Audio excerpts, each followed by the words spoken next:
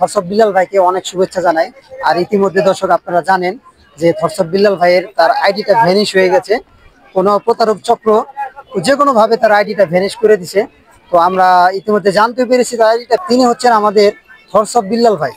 তাকে নিয়ে আজকে কিছু কথা বলবো। এবং এই যে লোকটিকে দেখতে পাচ্ছেন, উনি মূলত থরসব বিল্লালের কি হন, আমরা তার কাছ থেকে সরাসরি জেনে নেব। আসসালামু আলাইকুম ভাই। ওয়ালাইকুম আসসালাম রাহমাতুল্লাহ। কেমন আছেন আপনি? জি আলহামদুলিল্লাহ ভালো। কি নাম আপনার? আমার নাম মোহাম্মদ শাহিন আলম। শাহিন আলম। আপনার বাড়ি কোথায়? আমার জন্মস্থান রংপুর।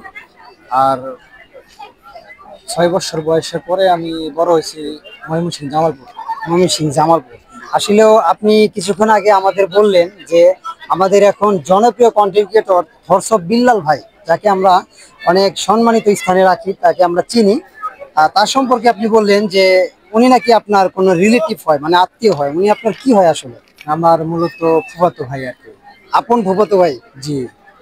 হাই হাই, কি বলে, আমরা তো এটা জানতাম না দর্শক, আমরা এটা আসলে কেউ জানতাম না। এই ভাইয়ের মুখ থেকে শুনলাম যে উনি নাকি থরসব বিল্লাল ভাইয়ের ফুফাতো ভাই। তো যাই হোক, আসলে কথাটা কতটুকু সত্য ভাই? যে কথা সত্য হইব না, আপনার রক্তের সম্পর্ক ফুফুর সাথে আচ্ছা, তার সাথে কি আপনার এখন সম্পর্ক আছে, যোগাযোগ আছে? যোগাযোগ এখন তেমন একটা নাই। কারণ কি?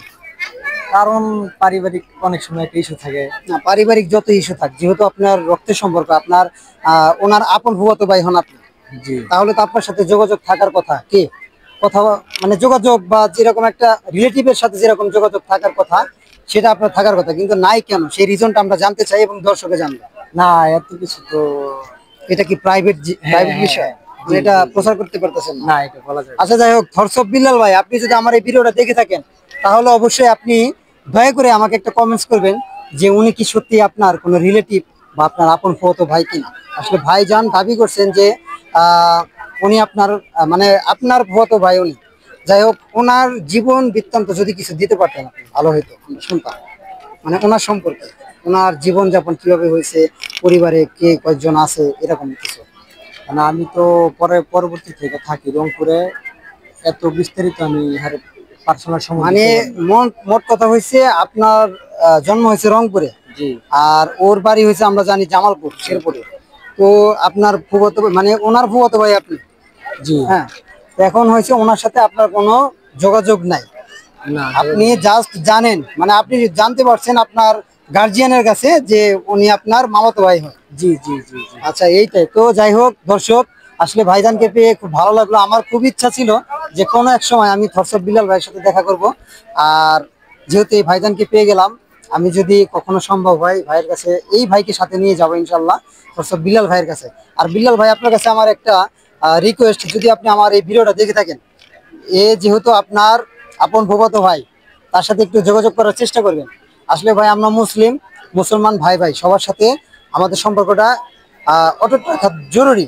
আর যেহেতু রক্তের সম্পর্ক, এটা কখনো ছিন্ন করা যাবে না। একদিন না একদিন তার সাথে দেখা হবে, কথা হবে। তো যাই হোক, যদি আমার এই ভিডিওটা আপনার কাছে যায়, আপনি অবশ্যই অবশ্যই আমাকে কমেন্টসের মাধ্যমে জানাবেন।